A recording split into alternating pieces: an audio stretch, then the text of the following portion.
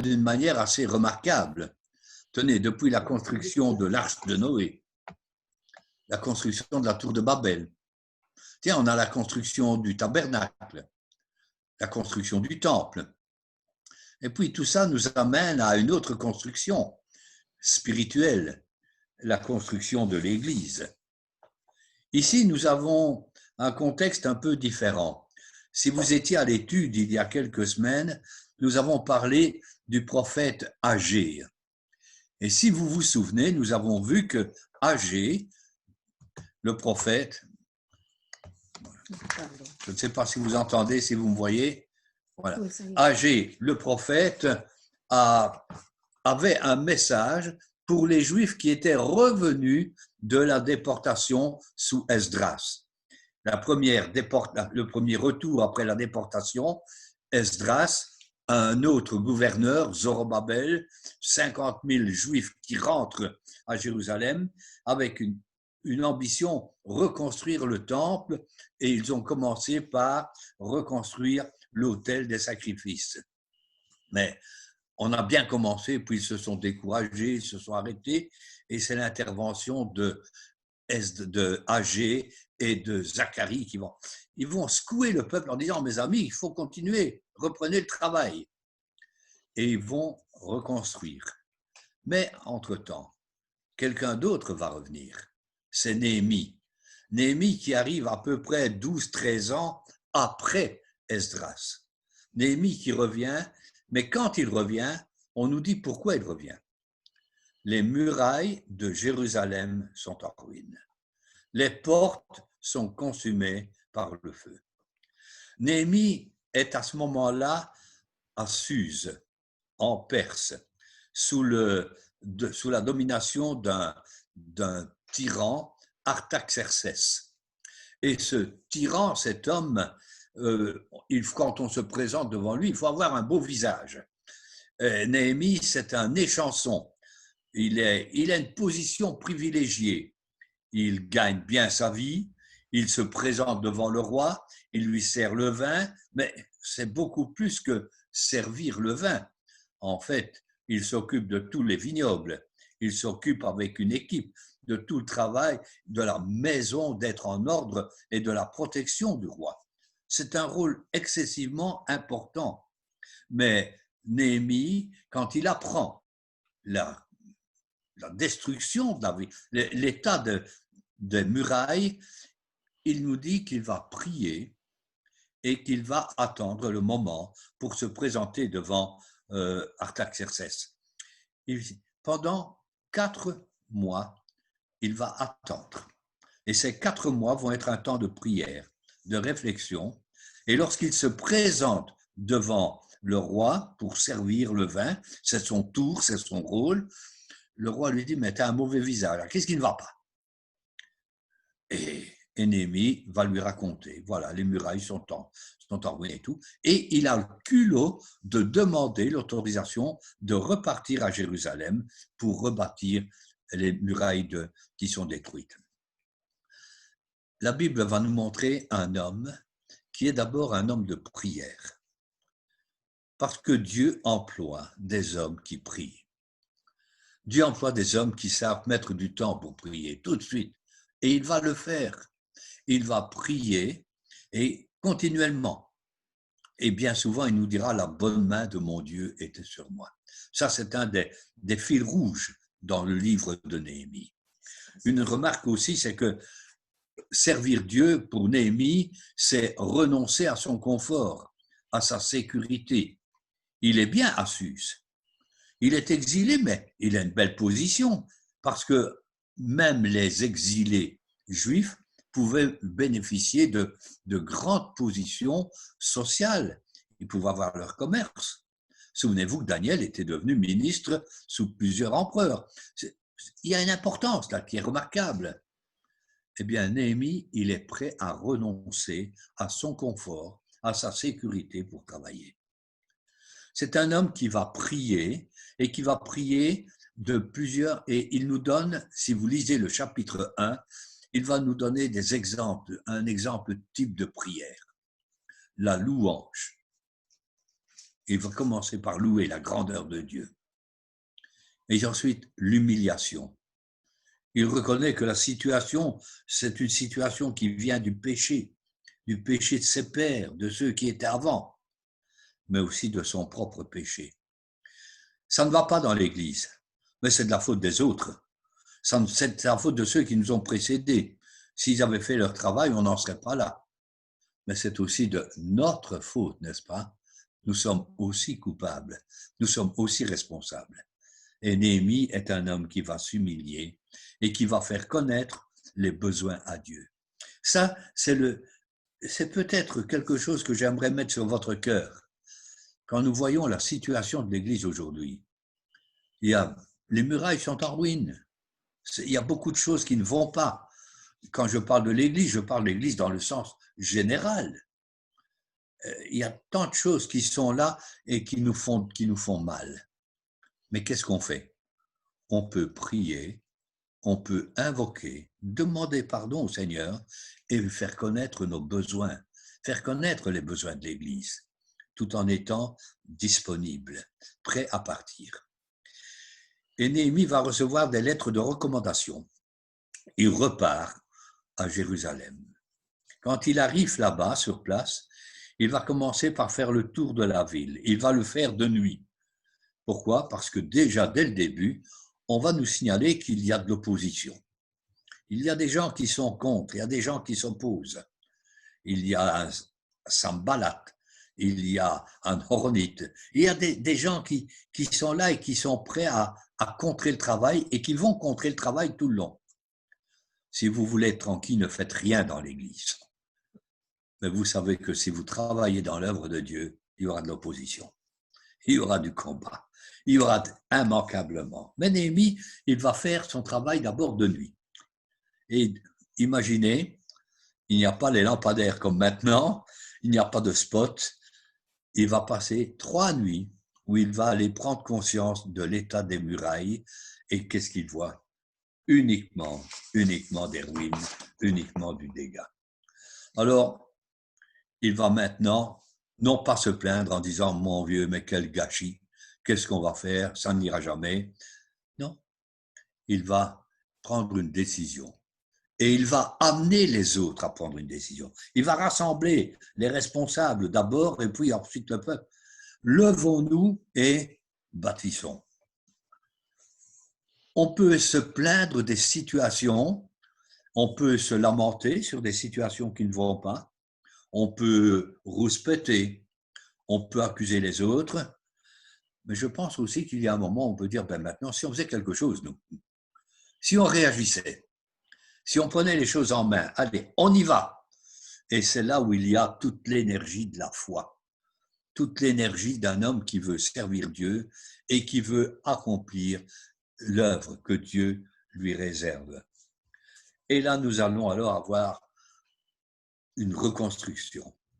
Imaginez plusieurs kilomètres de murailles qui sont détruites. On compte au moins 7 kilomètres. Alors, regardez depuis le lieu où vous habitez, une distance de 7 kilomètres, et puis vous vous dites, mais toutes les murailles, il n'y a plus rien qui tient. Combien de temps il faut pour reconstruire? Aujourd'hui, il faudrait des mois, des années. On sait comment ça va pour reconstruire quelques tronçons d'autoroute, n'est-ce pas? Ils vont mettre, tenez-vous bien, 52 jours. 52 jours pour rebâtir une muraille complète autour de la ville de Jérusalem. Alors, on pourrait se poser la question, est-ce que c'est si important, les murailles? L'important, c'était le temple. Ça, c'est motivant. C'était de reconstruire l'autel des sacrifices. Ça, c'est motivant. Mais reconstruire, arriver et voir des ruines et voir des murailles qui sont détruites.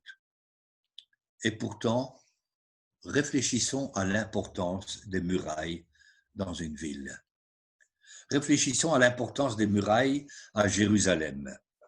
Un exemple, le livre des Psaumes, au chapitre 122 et au verset 3, nous dit « Jérusalem, tu es bâtie comme une ville dont les portes sont liées ensemble. » une ville dont les portes sont liées ensemble. Parce que la muraille devient un facteur d'unité, d'unification. Il y a ceux qui sont dedans et puis ceux qui sont dehors. Il y a une unité qui se crée par ceux qui sont à l'intérieur. Et là, la différence, elle est marquée par la muraille. La muraille va marquer l'unité. Mais la muraille va aussi marquer une séparation. C'est une séparation entre ce qui est à l'intérieur et ce qui est à l'extérieur. Elle va protéger des attaques. Elle va protéger des influences extérieures. Tant qu'il n'y a pas de muraille, les pillards peuvent venir. Tant qu'il n'y a pas de muraille, les voleurs peuvent entrer. Mais les murailles vont montrer, tiens, on se protège.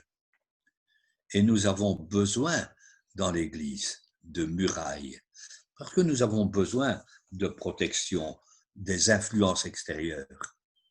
Vous savez, c'est tellement facile de se laisser influencer par toutes les doctrines qu'on entend dans le monde. C'est facile de se laisser influencer par tous les courants, qu'ils soient théologiques, qu'ils soient philosophiques.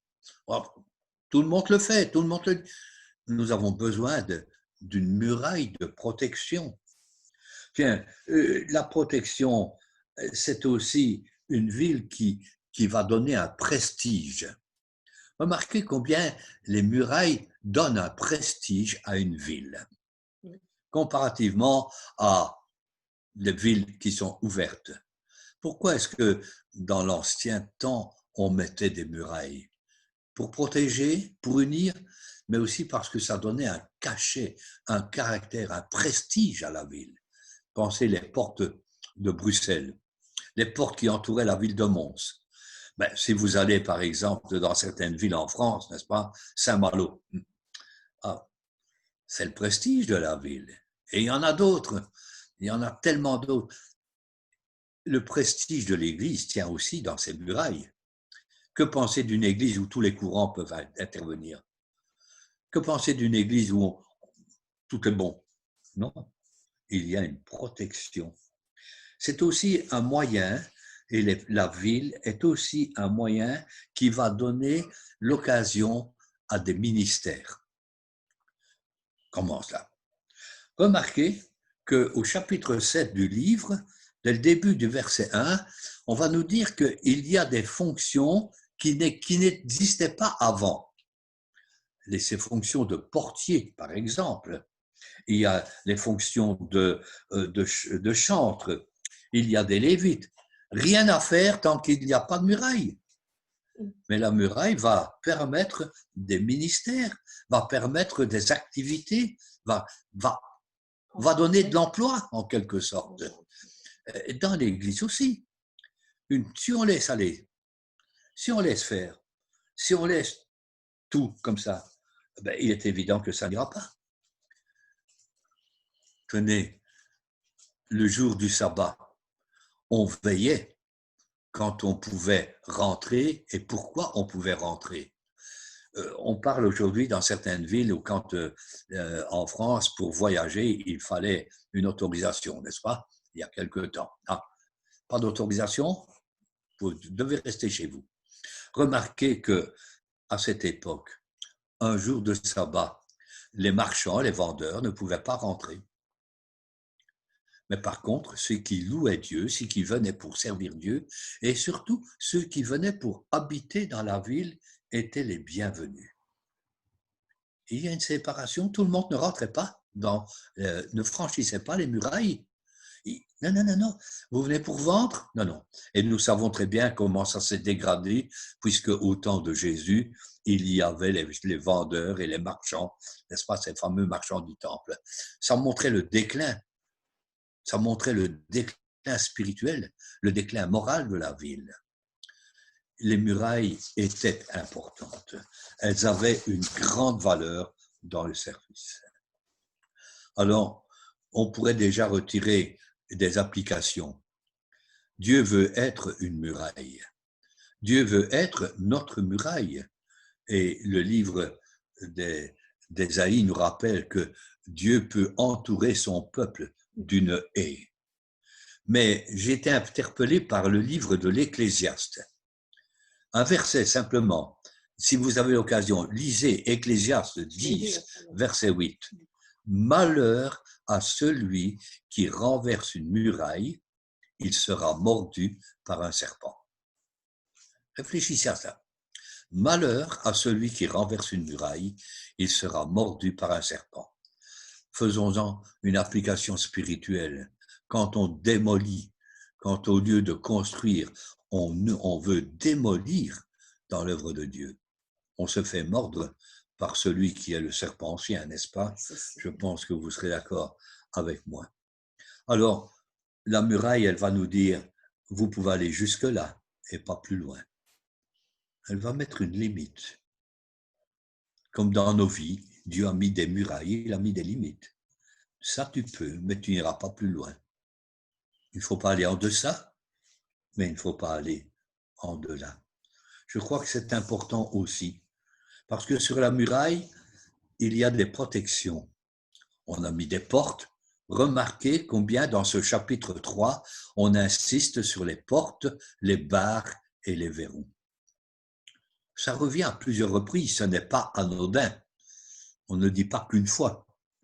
Et vous avez remarqué aussi que c'est en général sur une muraille qu'on place des sentinelles. C'est là où on met les gardes, n'est-ce pas? Ah oui, Ésaïe chapitre 62, verset 6. Sur tes murs, Jérusalem, j'ai placé des gardes. Ils ne se tairont ni le jour, ni la nuit. Et les gardes sont là pourquoi? Pour avertir, pour protéger.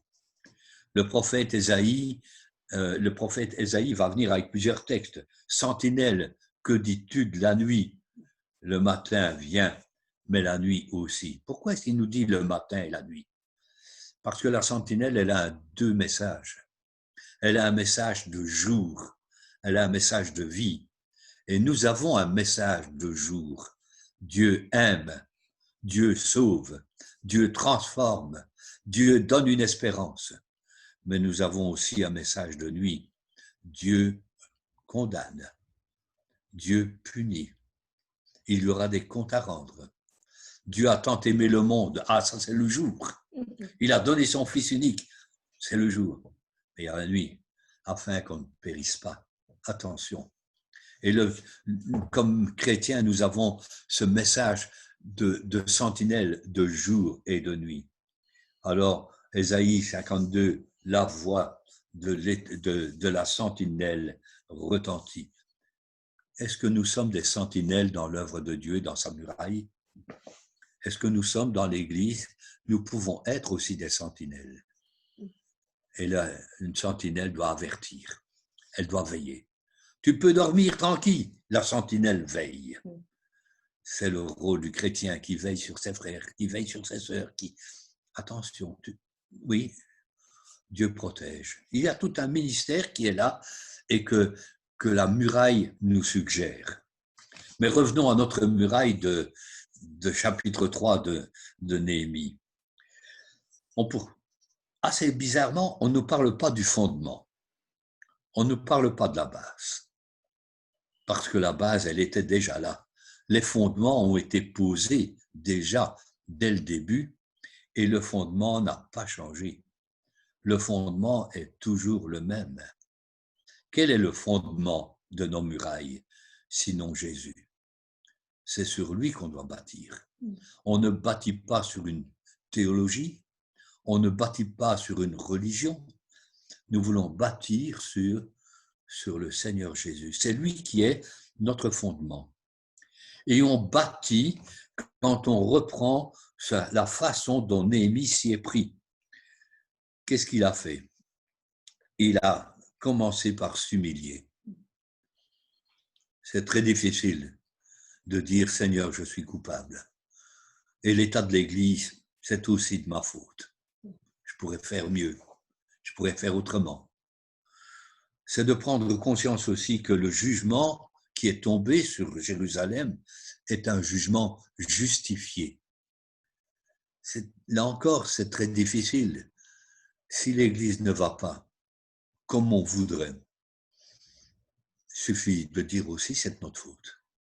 Vous connaissez, je vais déjà donner ça des quantités de fois dans l'Église. Vous me pardonnez si je le répète, mais vous savez comment ça se passe quand on pointe un doigt vers un. Je pointe mon doigt vers vous. Je vous vois ce soir, vous êtes tous là et je dis c'est de votre faute. Mais en disant ça, je vous accuse une fois. Et je retourne ma main et je m'accuse 3 fois. Parce qu'il y a 3 doigts qui sont vers moi pendant qu'il n'y en a qu'un qui est vers vous. Oui, nous sommes coupables. Et la situation, elle est là. Nous sommes responsables. Mais Néhémie ne se contente pas de se lamenter, de dire c'est de notre faute, c'est de ma grande faute, c'est de ma très grande faute. Non, non. Néhémie va compter sur la grâce de Dieu. Et si nous voulons, dans l'œuvre de Dieu, avancer, nous avons besoin de, nous humilier. Reconnaître que nous sommes aussi responsables, mais avancer en comptant sur la grâce et sur la puissance de Dieu. Le fondement, il est là. Puis nous avons les matériaux.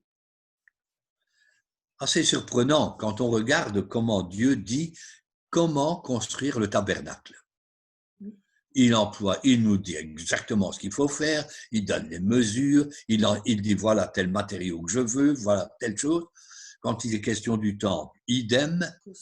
Quand il est question des murailles, on nous dit rien. Pourquoi?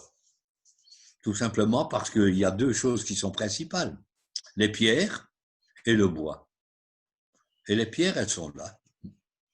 Le matériau, il est là. Il y a les pierres. Il suffit de les prendre, il suffit de les placer. C'est pas évident, hein? Et puis, il y a le bois. Mais quand Néhémie est parti, il a reçu des lettres de recommandation. Et dans ces lettres de recommandation, il y avait les autorisations pour avoir du bois. Dieu pourvoit, Dieu donne ce qu'il faut. Quand nous commençons quelque chose dans l'œuvre de Dieu, on regarde pourquoi ça n'ira pas. On n'a pas les moyens, on n'a pas les ressources, on n'a pas ceci, on n'a pas cela. Est-ce que Dieu ne met pas à notre disposition ce qui est nécessaire? Si c'est son œuvre et si c'est sa volonté, il pourvoira. La Bible le rappelle d'une manière très nette. Ici, ils sont repartis avec les moyens qui étaient là à leur disposition. Ils sont repartis avec les pierres, ils sont repartis avec le bois. Et puis, il y a un verset qui est étonnant, c'est que au chapitre 4, au verset 10, il nous est dit que là, il y avait beaucoup de décombres. Évidemment, il faut s'y attendre. Hein. Quand on a des murailles qui sont en ruine, un mur qui tombe, ça fait des décombres. Et il faut faire le triage. Il a fallu faire la séparation entre les pierres et les décombres, tout ce qui était bon et tout ce qui n'était pas bon. C'est comme ça aussi dans l'Église. Hein. Est-ce que tout ce qui est dans l'Église est bon? Est-ce qu'il n'y a pas des décombres dont il faut se débarrasser? Et dans nos vies, est-ce qu'il n'y a pas des décombres? Il y a peut-être des décombres qui sont là et qui empêchent que ça avance bien. Est-ce que vous ne croyez pas qu'à certains moments, dans notre vie, il faut faire un état des lieux et dire, ben ça c'est des décombres, c'est inutile, il faut s'en débarrasser. C'est tellement simple. Mais je dis que c'est simple et on sait que c'est compliqué. Et puis, vous remarquerez aussi qu'on va parler du travail, des bois, des portes, parce que le travail doit être fait d'une manière complète. Il n'y a pas que les briques ou les pierres, il n'y a pas qu'une partie est laissée des portes ouvertes. Il faut fermer, il faut mettre les portes, il faut veiller, il faut que ce soit bien fait. Et je crois que notre Dieu mérite beaucoup plus que ce que nous faisons. Il mérite le meilleur. Il mérite ce qui est beau. Il mérite ce qui est bien. Pourquoi est-ce que pour Dieu, on fait les choses à l'à peu près? On fait les choses qui... Le monde investit, je vous donne un simple exemple, ce n'est qu'un exemple, n'est-ce pas? Mais remarquez les publicités qui viennent pour des choses secondaires. un paquet de margarine, du papier glacé, 4 couleurs, paf. Nous, on a une invitation à faire, on fait ça très vite, n'est-ce pas, en noir, sur une vieille feuille, c'est bon ainsi. Il me semble que nous devrions réfléchir pour faire des choses bien, qui soient dignes du Seigneur que nous servons. Allons, faisons les choses. N'ayons pas peur de faire les choses bien pour lui. Puis permettez-moi encore quelques mots concernant les ouvriers. C'est quand même étonnant quand on lit le chapitre 3 et vous avez remarqué tous ces noms bizarres qui reviennent. Ah, et un tel, et un tel, et un tel. C'est formidable que Dieu n'oublie pas ceux qui travaillent pour lui. Il y a des noms qui sont là, des personnes qui vivaient il y a 3000 ans. Et on a leur nom parce qu'ils ont travaillé pour Dieu. Parce qu'ils ont travaillé pour reconstruire des murailles, pour prendre des pierres et pour les mettre. Mais c'est fabuleux de pouvoir travailler pour Dieu en sachant qu'il n'oublie pas ce que nous faisons pour lui. Souvent dans la Bible, nous avons des noms de personnes. On ne dit pas tout, mais il y a des noms qui ressortent. Tenez, si votre nom était dans la Bible, quel livre? Quel chapitre? Qu'est-ce qu'on dirait? Qu'est-ce que vous diriez qu'on dise de vous dans la Bible? Ah, il faut poser la question parfois de voir, oui, il y a des noms qui reviennent. La Bible met beaucoup d'attention, n'est-ce pas? Pas seulement à l'œuvre, mais à l'ouvrier. Dieu attache de l'importance à ses ouvriers, à ceux qui travaillent pour lui. Et si vous travaillez pour le Seigneur, croyez bien que votre nom est sur sa liste. Votre nom est sur son cœur, même si les hommes ne le voient pas, même si les autres considèrent que c'est insignifiant. Dieu voit le travail, il voit l'œuvre et ils vont faire une séparation dès le début. Ça, c'est drôle, mais Esdras a fait la même chose. Il y a des gens qui ont dit « on vient travailler avec vous ». Et Esdras avait dit « non, vous n'êtes pas du peuple de Dieu ». Et ici, il y a des gens qui sont venus en disant « on va travailler avec vous ». Non, vous n'êtes pas du peuple de Dieu. Parce que le travail pour Dieu est réservé aux enfants de Dieu. Il est réservé, c'est le privilège des enfants de Dieu. C'est la responsabilité des enfants de Dieu. On ne peut pas compter sur le monde pour faire le travail de l'Église, n'est-ce pas? C'est aux chrétiens que ça incombe, et seulement aux chrétiens. Mais alors vous avez remarquable une variété de personnes, une variété de noms, mais vous avez tout. Vous avez des célibataires, vous avez des gens qui sont mariés, vous avez des pères et vous avez leurs fils. Des générations qui viennent, qui travaillent ensemble. On nous dit même qu'il y avait des femmes. Fantastique. Vous vous rendez compte des femmes qui ont pris la pelle, qui ont commencé à trier les décombres et qui ont amené des pierres? Ben, c'était extraordinaire.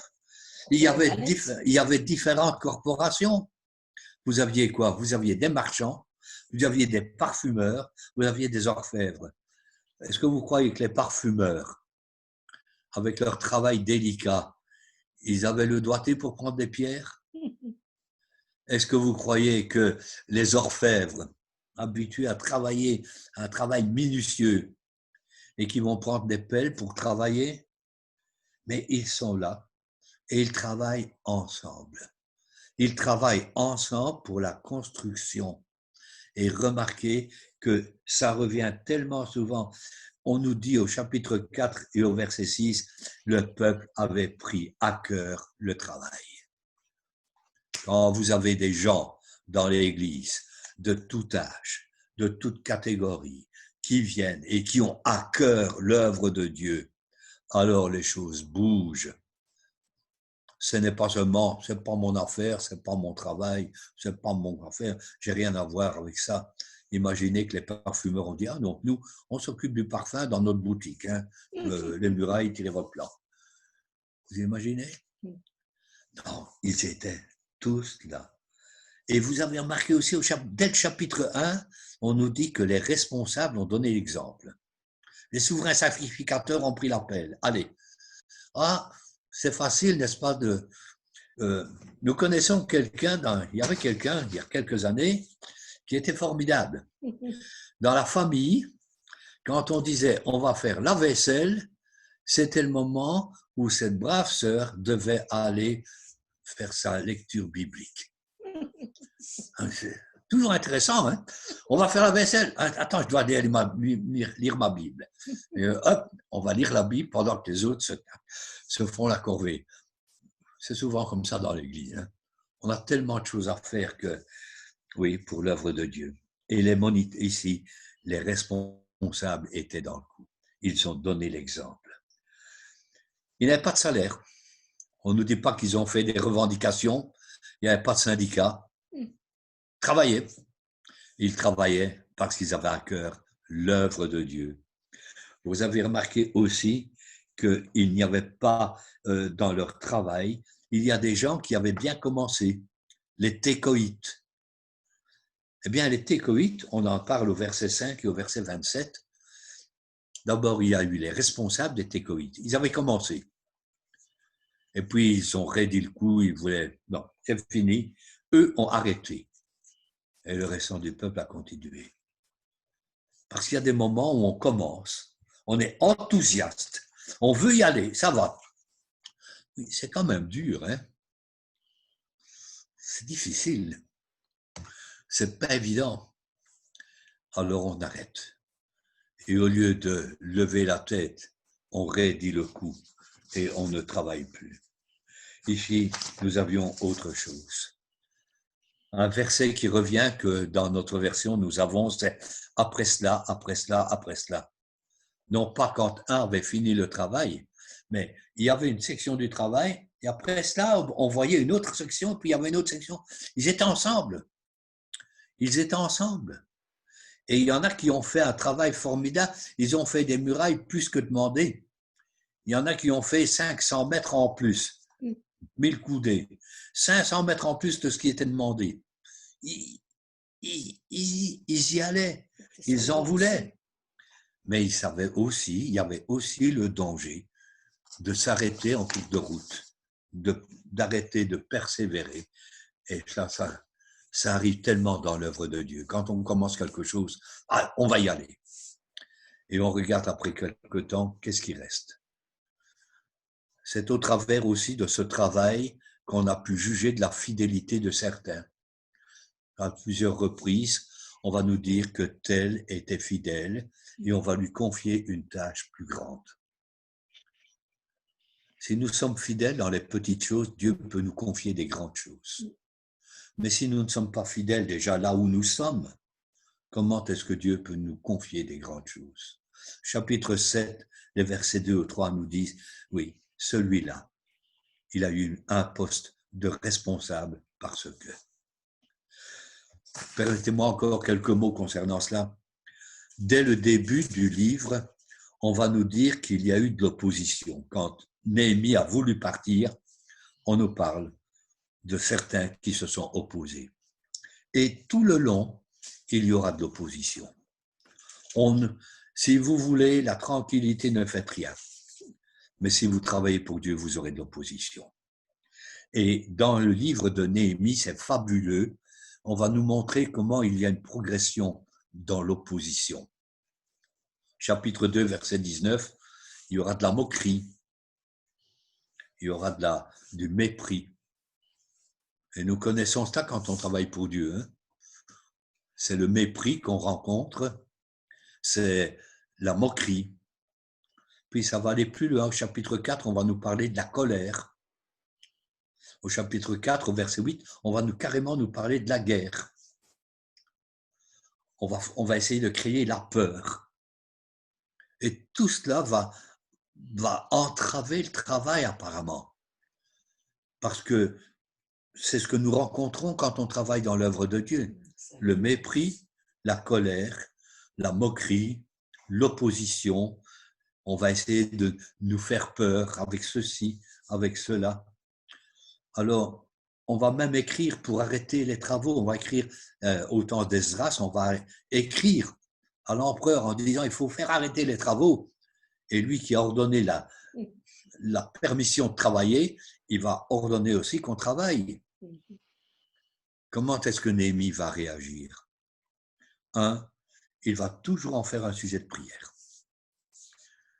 Et il va rappeler la confiance en Dieu. Chapitre 2, le verset 17 par exemple. La confiance en Dieu. Mais aussi la vigilance. Il ne se laisse pas embobiner. Il veille. Il ne se laisse pas piéger. Et si nous sommes vigilants dans l'œuvre de Dieu, on ne se laissera pas piéger. Nous allons faire attention. On va regarder d'où elles viennent. Remarquez aussi que Néhémie va avoir des attaques à titre personnel. On ne veut pas seulement arrêter l'œuvre, mais on veut le bloquer lui, d'une manière personnelle. Et les attaques dans l'œuvre de Dieu, vous le savez comme moi, elles peuvent être contre l'Église, contre l'ensemble, mais l'ennemi aussi va essayer de nous saboter sur le plan de nos vies personnelles. Et il va le faire.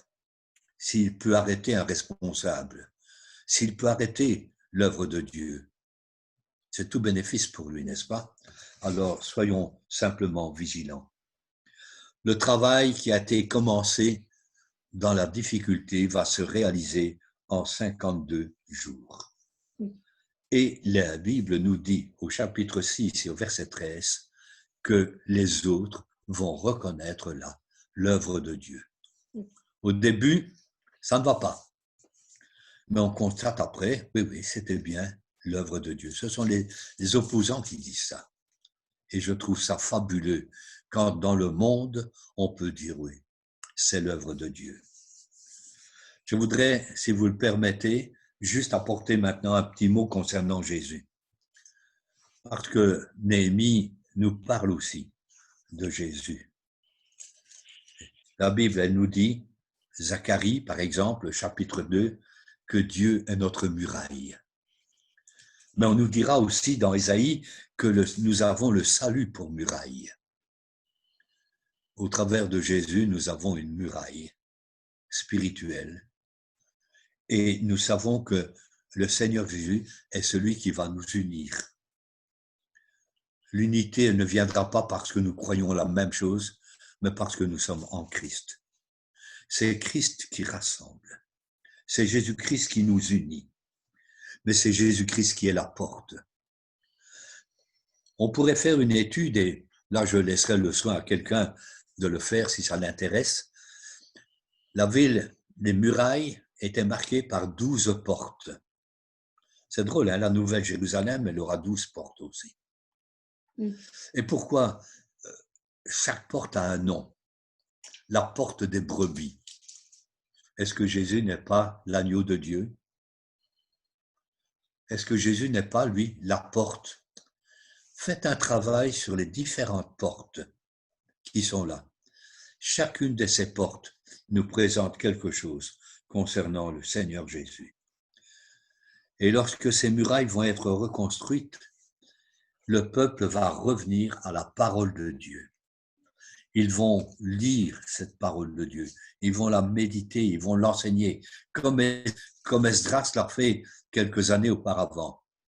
Et cette parole de Dieu va les amener à remettre leur vie en ordre. Quand Néhémie est arrivé, ce sont des murailles matérielles, mais c'est une destruction aussi spirituelle. Les riches qui écrasent les pauvres. Il y a les quantités d'injustice, il y a de l'oppression. Au point de vue spirituel, c'est la catastrophe. Remarquez en lisant la fin du livre comment ils vont devoir remettre de l'ordre dans leur vie. Ça va impliquer des séparations, ça va impliquer des renoncements, mais ils reviennent à la parole de Dieu. Et quand cette parole de Dieu est obéie, alors les choses sont restaurées et il peut y avoir un réveil. Enfin, dernière chose concernant une muraille, C'est bien d'être à l'intérieur de nos murailles. On est protégé. Mais nous, chrétiens, nous sommes appelés aussi à sortir de nos murailles et à aller vers le monde. Ce n'est pas seulement à nous de dire au monde, venez, mais c'est à nous de dire, allez vers le monde. Et nous devons aller. Savez-vous quel est le problème de nos églises? On en a fait non pas un local, mais un bocal. Et il est temps de sortir de notre bocal et de pouvoir aller et de pouvoir faire connaître le Seigneur. Alors, la porte, la muraille, elle est là. Il y a une porte. Attention, on ne rentre pas comme on veut, mais nous pouvons sortir pour aller annoncer l'Évangile et pour aller annoncer Jésus. Il me semble que le livre de Néhémie peut nous amener à cela. Merci, vous avez été courageux d'attendre jusqu'au bout.